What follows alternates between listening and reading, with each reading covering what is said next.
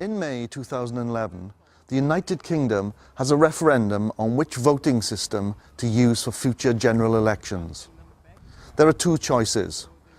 The first, our current system, first past the post. If you look at the waves of countries that have become democratic in the last 20 years or so, if you look at South Africa, if you look at Central and Eastern Europe, nobody came knocking on Britain's door saying, oh, how do you run this brilliant first past the post system? That's what we want. Or the alternative vote. At the moment, 2/3 of MPs don't have the support of a majority of people who went out to vote in their constituency. A lot of MPs are there despite representing only a minority of local electors. AV stops that. It means that at least an MP can speak for some sort of majority of the people in their area. AV also frees people from tactical voting. You don't have to vote tactically under AV. Under the current system, you often have to make a choice between supporting the party whose values you really agree with.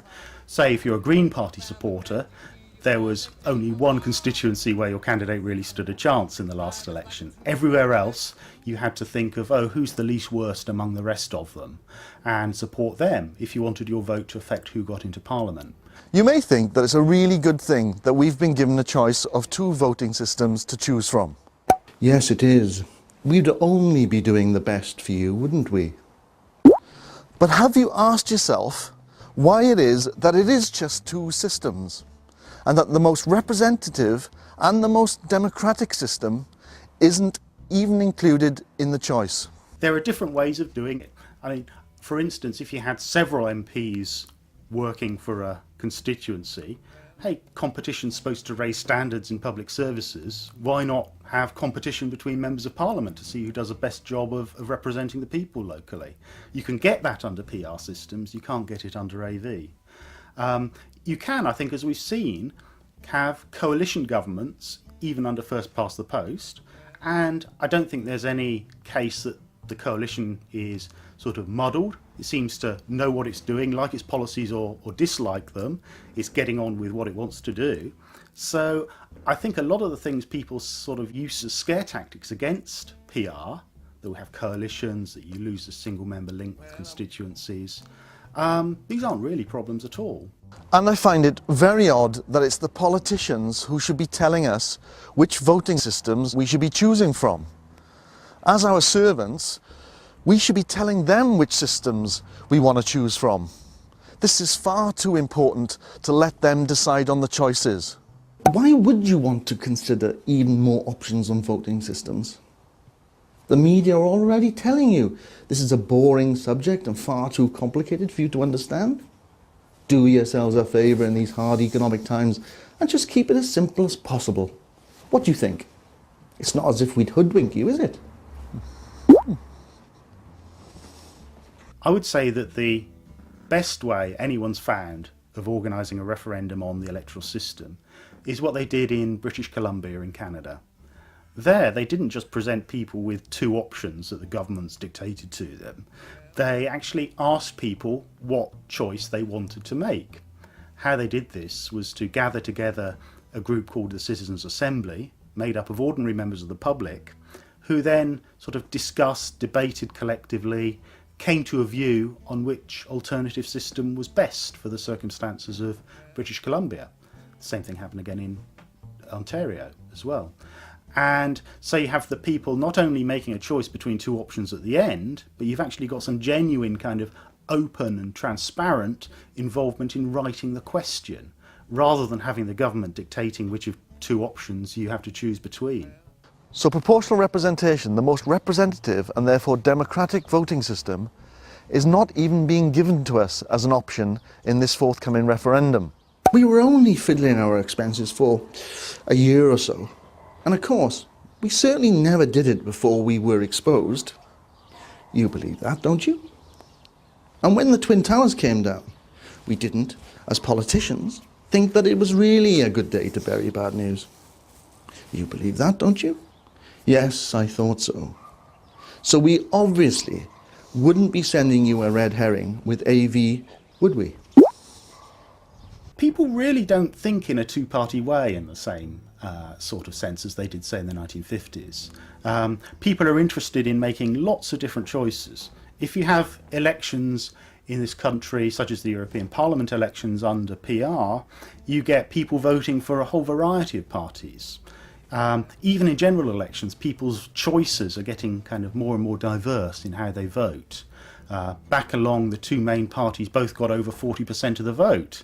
We've just had two elections where neither of the two big parties has got over 40% of the vote. So the way people choose is changing. And what AV does is kind of shores up a kind of two-party model of how politics works. If you are interested in representing the kind of broad spread of what people think and believe, then you need a system based on a different principle. That's proportional representation.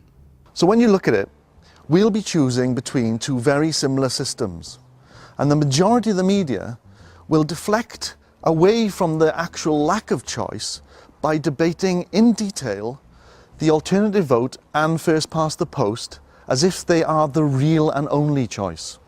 The choice I think the public should have is to design a new system through a double referendum or through a citizens' assembly, and have a choice of a system that's already been a bit road tested by public involvement.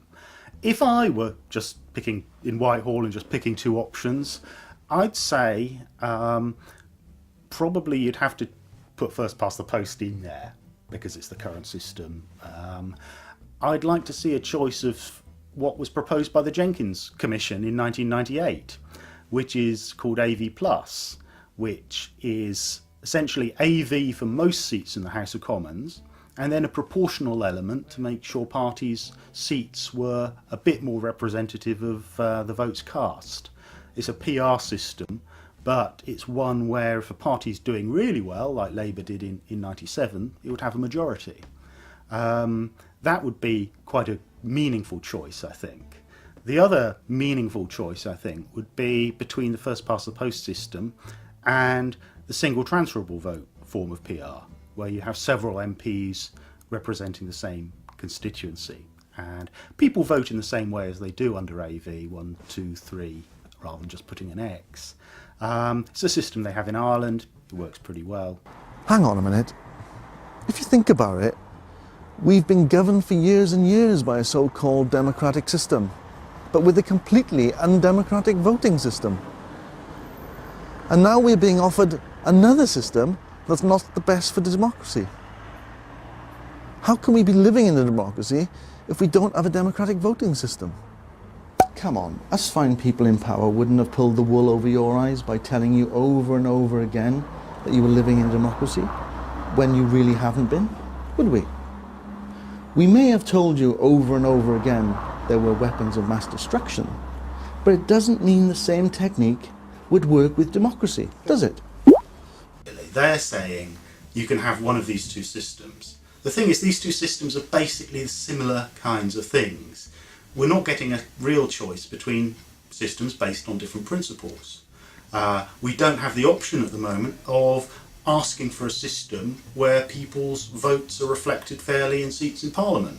That's off the table. If a government or a major political party who supports first past the post, incidentally the system that benefits them the most, didn't want to include the system that benefits them the least, which is proportional representation, but wanted to appear to be offering the public a choice, then the best system for them would be the alternative vote, as it's the closest to first past the post, and so therefore very little will change. AV is not a proportional system. It's probably best to think of it as an improved, modernised version of the current system we have, first past the post. It doesn't produce results that relate the seats in Parliament directly to how people vote. It doesn't give people a great deal more choice in terms of the parties that you see ending up in Parliament. It still means it's possible to get a majority of seats on a fairly small minority of the vote. So it suffers from a lot of the same democratic flaws that the first past the post system does. So it's not really much choice at all.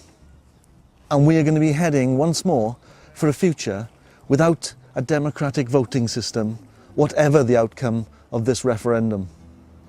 AV in Australia hasn't stopped their political system boiling down to essentially a two-party choice between two very strong, well-organised parties, who then generally manage to squeeze out smaller parties and stop them getting represented in the House of Representatives at least. We have once again allowed the people who are supposed to be there to serve us to control our choices, when it really should be us, the British public, who set the agenda. So AV isn't a brilliant system from the point of view of offering the kind of choice, the pluralism, the diversity that people are used to in most aspects of life now in politics. Shouldn't we, in the first instance, be having a referendum on which voting systems we actually want to choose from?